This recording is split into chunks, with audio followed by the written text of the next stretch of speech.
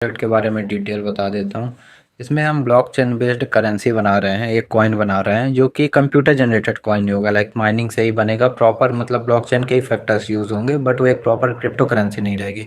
Like उसके mining का assess जो है, वो नेटवर्क का एसेस वो सिर्फ हमारे पास रहेगा, तो हम माइन करवा सकते हैं एंड किसी को भी प्रोवाइड कर सकते हैं। अब बात करते हैं इसकी सस्टेनेबिलिटी की, इसको हम वैल्यू कैसे प्रोवाइड करेंगे। कॉइन तो कोई भी माइन करवा सकता है, उसमें कोई दिक्कत नहीं है, कोई भी अपना खुद का कॉइन बना सकता है।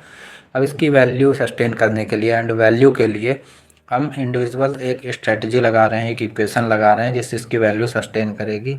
कोई भी इन्वेस्टर आ रहा है जा रहा है तो कॉइन का वैल्यू मतलब प्राइस इन्फ्लेट नहीं होगा, कोई भी ऑपरेटर इसे ऑपरेट नहीं कर पाएगा, मतलब अप डाउन प्राइस को नहीं कर पाएगा। तो इसको टैकल करने के लिए हमने एक मतलब इक्वेशन पे काम किया, जिसमें हम पर इन्वेस्टर्स को एक इक्वेशन पे मतलब डिवाइड करके कॉइन्स प्रोवाइड करते हैं। लाइक इसमें नेचुरल नंबर ऑफ सीरीज में हम इक्वेशन लगाते हैं, मतलब सिमिलरली बोलूँ तो हेल्विंग का ही इफ़ेक्ट यूज़ करते हैं जो कि बिटकॉइन में यूज़ होता है, बट हम इसको थोड़े अलग तरीके से कर रहे हैं। तो इसमें लाइक आपका इन्वेस्टर आ रहा है, उसे कॉइन मिल रहा है, हम माइन करवा के दे रहे हैं, तो हम जिस प्राइस पे इनिशियल वैल्यू रखेंगे उस प्राइस पे वो उसे हम प्रोवाइड करेंगे एंड इसकी वैल्यू हमेशा पर इन्वेस्टर बढ़ती ही जाएगी। मतलब एक हेल्विंग इफेक्ट होगा, लाइक पहले ने 1 रुपये इन्वेस्ट किए, सेकंड ने 2 रुपये, तीसरे ने 3 रुपये, तो हेल्विंग इफेक्ट मतलब बिटकॉइन में आप सर्च कर लीजिएगा, तो उस इफेक्ट के थ्रू उसकी वैल्यू हमेशा कंटिन्यूसली बढ़ती जाएगी।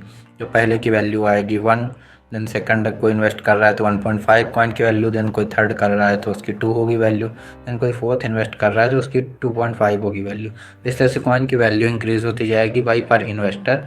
अब इन्वेस्टर को तो इनमें बेनिफिट हो रहा है कि मतलब हाँ वैल्यू इंक्रीज़ हो रही है, तो उसको एक ऐसा पर्टिकुलर कॉइन मिलेगा जिसकी हमेशा से वैल्यू इंक्रीज़ हो रही है। अगर कोई बीच में निकल भी गया तो वैल्यू कम नहीं होगी, हम प्रोवाइड कर देंगे उसे।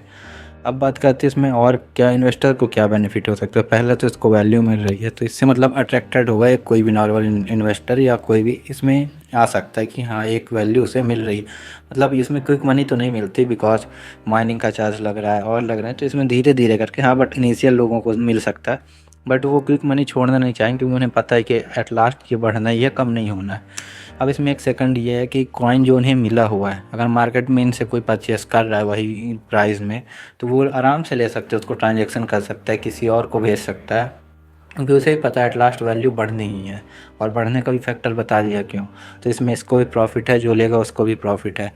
अब इसमें ड्रॉबैक ऐसा है कि मतलब अगर कोई इन्वेस्टर ले रहा है तो उसको मतलब तुरंत ही अपना पूरा पैसा नहीं मिल जाए, मतलब कॉइन की वैल्यू नहीं मिल जाएगी बिकॉज माइनिंग चार्ज भी उसी हिसाब से इंक्रीज़ होता जा रहा है। तो ये टोटल एक ट्रू मेथड बता रहा हूँ जो मैंने इम्प्लीमेंट किया है।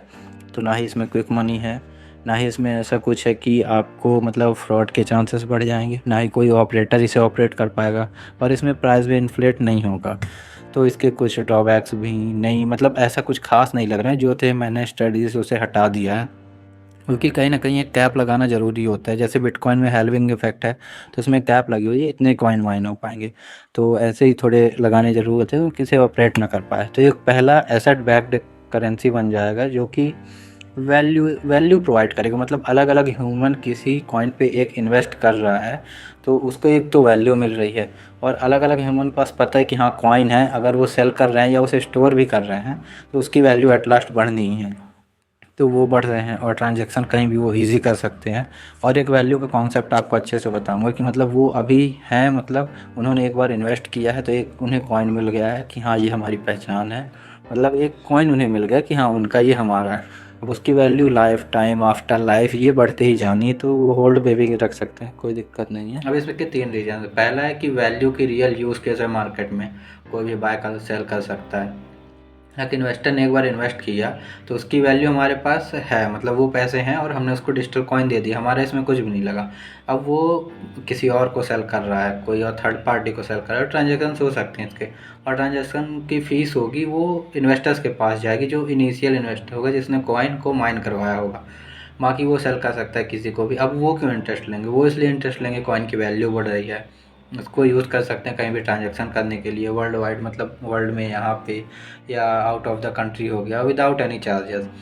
एंड ये एक अट्रैक्ट करने का सबसे अच्छा तरीका है कि इन्वेस्टर्स को वैल्यू बढ़ती हुई दिखाना, उसका रियल यूज़ केस देना और उसकी एग्जिस्टेंस प्रोवाइड करना। लाइक अभी ये है, मतलब अभी उसके पास कॉइन है तो वो कॉइन उसका कभी डिसअपियर नहीं होगा, और उसकी वैल्यू हमेशा लाइफ टाइम के लिए बढ़ती जाएगी। तो ये उसको एक प्रोवाइड करवाना है। तो कॉइन से उसकी एक वैल्यू रहेगी कि हाँ उसके पास मतलब एक पर्टिकुलर कॉइन है जिसकी वैल्यू हमेशा सिर्फ इंक्रीज़ हो रही है।